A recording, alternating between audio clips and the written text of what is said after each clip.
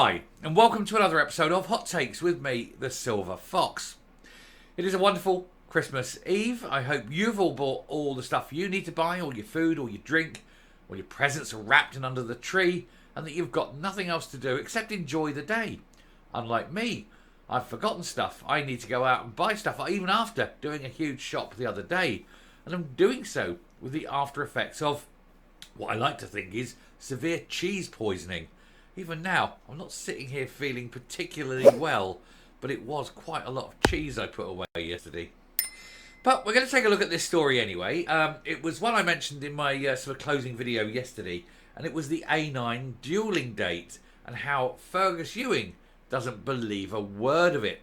If you remember, Mary McCallum came out and said, oh, it'll be done and dusted and all be finished by 2035.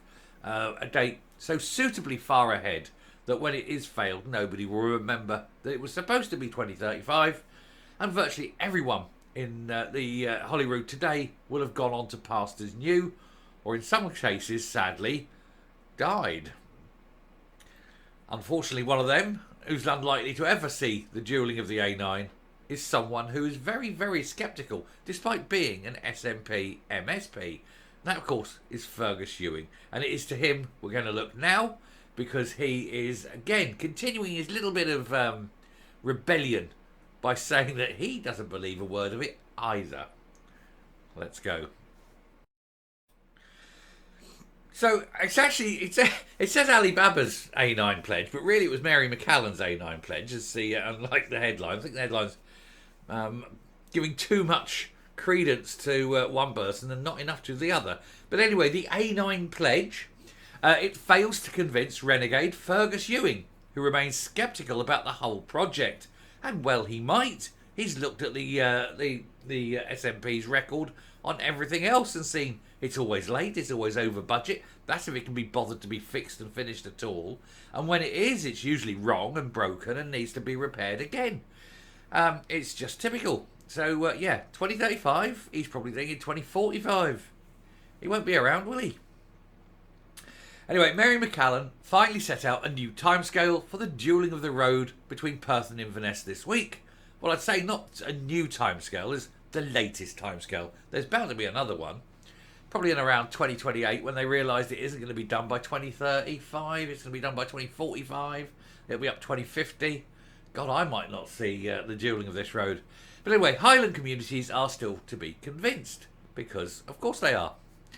Rebel SNP, politician Fergus Ewing remains sceptical that the A9 duelling project will be completed by 2035, despite Alibaba signing a pledge committing the government to that date.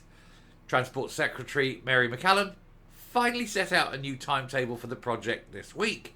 A timetable, of course, that nobody believes because they still haven't signed contracts, they haven't done the land purchases, they haven't worked out any of the planning stages. Literally nothing. Literally nothing done. But they'll come out with a date. Well, we'll do it 12 years from now. And I think they're using the Scotty principle. They think it's probably going to take about 8 years. If we say 12 and it overruns from 8 to 10, we can still claim it came in 2 years ahead of schedule. Even though it was originally due to be scheduled to be finished in 2025. But that's what these people do. They just constantly lie and change the details and hope that people forget. But people aren't as stupid as they think we are. The SNP had initially pledged to duel the section of the road between Perth and Inverness by 2025, as I just mentioned. But it has reneged on that vow, and the delays have left communities along the notoriously dangerous road furious. With Highland MSP Mr Ewing say it was a betrayal, because it absolutely is. These people keep promising things and then keep failing to deliver on their promises. He has welcomed the new announcement, but said locals will be of the view that until they see the diggers on the road, they remain to be convinced. Adding, I remain sceptical. And speaking to the Courier, he went on, I do welcome the fact that at long last there is at least a plan. Yes, but a plan doesn't, just because there is a plan doesn't mean the plan's being enacted or can be afforded and costed. I bet they still don't have a clue on the costings. And, ask them about timeframes. What's your metrics for failure? How do you know when each stage should be done? and things like that. They won't have a clue about that because, of course, they know nothing. She certainly knows nothing. No knowledge, no life experience, no experience in the construction industry. She's just going by what some policy wonk has told her to read. It means nothing to her. Anyway, he said, yes, it is far too late, but there is now a plan. And the point I stressed to the Minister is that there cannot be any more delays, any more slippage from that plan, or any more broken promises. 2035 is when I thought it would be. It is 10 years too late, but frankly, maybe we did overpromise, and we certainly have under-delivered. Well, that could be applied to just about every policy the SNP have ever announced. They really have. I mean, I can't think of a single policy they've announced that's gone through on time, on budget.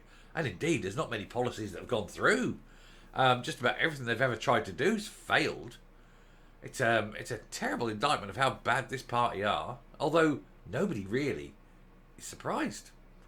Are you? I'm not. Anyway, Mr. Ewing suggested the SNP government had not been apologetic enough about the delay. He said, I would have liked to have heard a little bit more apology about that. Actually, a bit more owning up to all the delays and all the slippages, which of course caused people to be so angry in the Highlands. It's a long way up, and it's, transport is very, very poor. I mean, it's great if you want to go, I don't know, let's say Inverness to Wick, because there's not much traffic on the road, and you just go up, and it's just a nice little run up. But if you want to go Inverness down anywhere, obviously because of all the locks and things, it's a bit of a route.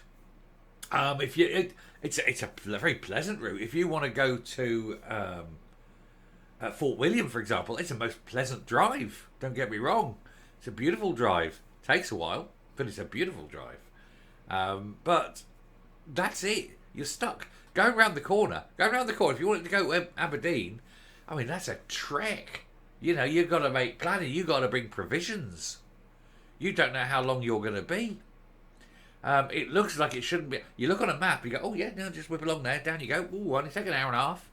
In your dreams. I've done it. It's taken 4 hours, 5 hours before now. It's an appalling journey. Anyway, he said trust in the Scottish Government was still low among the Highland communities. I think many people will give them another chance, but they're really in the last chance saloon. I think a lot of people won't give them another chance. I think they've blown it in a lot of areas. People are waking up. People are seeing how bad things are, and they say, despite the SNP government keep blaming Westminster, it's becoming apparently clear that it really isn't Westminster. It really is what is now getting on for 17 years of SNP mismanagement and malfeasance.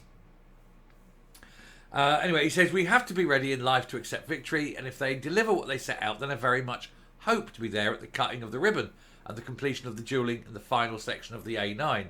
Man, you are not going to be there for the completion of this road, let me tell you. It won't be 2035. Never, ever going to happen. His comments came as Ali Baba signed the pledge that the A9 will be a top priority for the Inverness Courier. Really? Not a top priority for Scotland? That's appalling journalism, isn't it?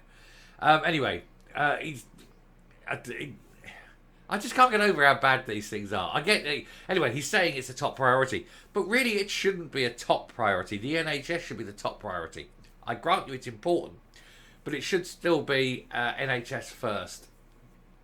A road isn't as much importance as getting the hospitals right, but even so, this is the Courier anyway. He says, I can give you a promise that the cast iron guarantee that fully funding and duelling the A9 between Perth and Inverness remains a top priority for me as First Minister. This is strange because when he took over, he said child poverty was his top priority. But I noticed that he's dropped that since child poverty's actually got worse ever since he's been First Minister. So, yes, child poverty is my number one priority. How are we doing on that? Really badly. Let's change my number one priority. Let's make it the A9. The man is full of it, isn't he? Anyway, I'm going to round off, come up, and we'll finish this video. So, yeah, 2035, my arse. And not only do I not believe it, and you not believe it, Fergus Ewing really doesn't believe it. He's saying it'd be nice if it's 2035. He's saying they need to push it to be 2035. He's saying there can be no more delays for 2035. But it's quite clear. He knows it's going to be 2045. How can anyone take this long to build such a short section of road? And yes, even if there are technical difficulties, which there always are, it shouldn't be that short a distance. It's not. I mean, I shall summon me inner Jeremy Clarkson and say, how hard can it be? Anyway, I shall stop there. Thank you very much for watching. I think we're all on the side of Fergus Ewing on this one. Yeah, be nice, but ain't going to happen. Anyway, till next time, stay safe, stay well. Do please hit the subscribe button. We're coming on a little bit here. We may well do it if you're all very, very kind. And until next time, stay safe, stay well, and I will speak to you later. Bye.